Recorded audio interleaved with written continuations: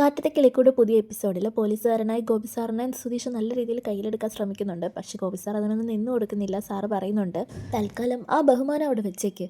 ആ പെങ്കൊച്ചിൻ്റെ അടുത്ത് നിന്നെക്കുറിച്ച് സംസാരിച്ചപ്പോൾ നല്ലത് മാത്രമേ പറഞ്ഞു. അത് നിന്റെ ഭാഗ്യം. തിരിച്ചായിരുന്നെങ്കിൽ പോലീസിൻ്റെ ചില പ്രത്യേക മുറകൾ നീ അറിഞ്ഞേനെ. അപ്പോൾ സുധീഷ് പറയുന്നുണ്ട്, അത് സ്റ്റേഷനിൽ വെച്ച് ഞങ്ങളുടെ കല്യാണം നടക്കാൻ തന്നെ കാരണം സാറാ. അവിടെ വെച്ച് കെട്ടാനും സാറ് പറഞ്ഞില്ലായിരുന്നെങ്കിൽ ഒരു പക്ഷേ എൻ്റെ ലൈഫ് തന്നെ മാറിപ്പോയനെ. എൻ്റെ പ്രണയത്തിന് വേണ്ടി പോരാടിയ ഒരു പോരാളിയാണ് സാർ എൻ്റെ കല്യാണം നടത്തി തന്ന പുരോഹിതൻ. ഇതൊക്കെ കേട്ടിട്ട് ഗോപി സാർ നല്ല രീതിയിൽ ചിരിക്കുന്നുണ്ട്. അപ്പോൾ ഗോപി സാർ പറയുന്നുണ്ട്, പറഞ്ഞത് കൊണ്ടുവന്നിട്ടുണ്ടോ എന്ന്. അപ്പോൾ സുധീഷ് ഫോൺ എടുത്ത് കൈ കൊടുക്കുകയാണ്. നിധിയുടെ ദൈവമാണ് സാർ എന്നൊക്കെ പറയുന്നുണ്ട്. അപ്പോൾ ഗോപി സാർ പറയുന്നുണ്ട്, ഇനി എന്തെങ്കിലും ആവശ്യം പറഞ്ഞാൽ ആ കുട്ടി ഈ ദൈവത്തെ വിളിച്ചാൽ ദൈവത്തിന് കൊടുക്കുന്ന പോലെ കാണിക്കുക തരേണ്ടി വരുമെന്ന്. അതിനുശേഷം നിധിയും നികേഷും കൂടെ ലുഡോ ഒക്കെ കളിച്ചിരിക്കുകയായിരുന്നു. ആ സമയത്താണ് നമ്മുടെ സുഭാഷ് കയറി വരുന്നത്. സുഭാഷിനാണെങ്കിൽ തലവേദന എടുക്കുന്നത് കാരണം നിധി പറയുന്നുണ്ട്, ഞാൻ പോയി ഇന്ന് ചായയൊക്കെ ഇട്ടിട്ട് വരാമെന്ന്. അപ്പോൾ സുഭാഷ് പറയുന്നുണ്ട്, വേണ്ട, അത് വേണ്ട മോളെ, സാരമില്ല എന്നൊക്കെ പറയുന്നുണ്ട്. പക്ഷേ നിധി പോയി ചായയൊക്കെ ഇട്ടിട്ട് സുഭാഷിനും നികേഷിനും അതിനുശേഷം സുഭാഷിനോട് നിധി ചോദിക്കുന്നുണ്ട്, സുഭാഷ് ഏട്ടന് സുനന്ദ ഇഷ്ടമല്ല ഉണ്ടോ, വിഷമമുണ്ടോ എന്നൊക്കെ. അപ്പം സുഭാഷ് ആണെങ്കിൽ ഇല്ല എന്നൊക്കെയാണ് പറഞ്ഞത്.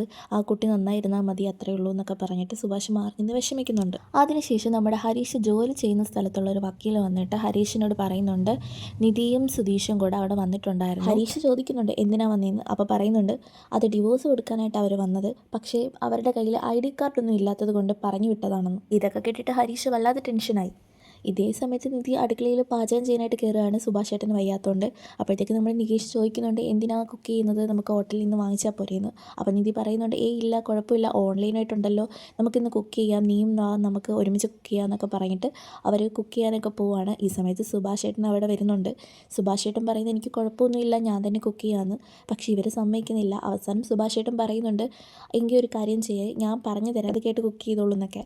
അതിനുശേഷം ഹരീഷ് വീട്ടിൽ വരുന്നുണ്ട്. ഹരീഷ് വന്നിട്ട് സുധീഷിന് നേരെ ഭയങ്കരമായിട്ട് ദേഷ്യപ്പെടുന്നുണ്ട്. എന്തിനാ ഡിവോഴ്സ് ചെയ്യാൻ പോയത്, അതിനാണ് ഇത്ര കഷ്ടപ്പെട്ട് കല്യാണം കഴിച്ചതെന്നൊക്കെ പറഞ്ഞിട്ട് ഹരീഷ് ഭയങ്കരമായിട്ട് ചൂടാവുകയാണ്. ഇതെല്ലാം കണ്ടിട്ട് നിധി സഹിക്കാൻ വയ്യാതെ പറയുന്നുണ്ട്, സുധീഷ് അല്ല കാരണം, ഞാനാ പറഞ്ഞത് ഡിവോഴ്സിന് അപ്ലൈ ചെയ്യാമെന്ന്.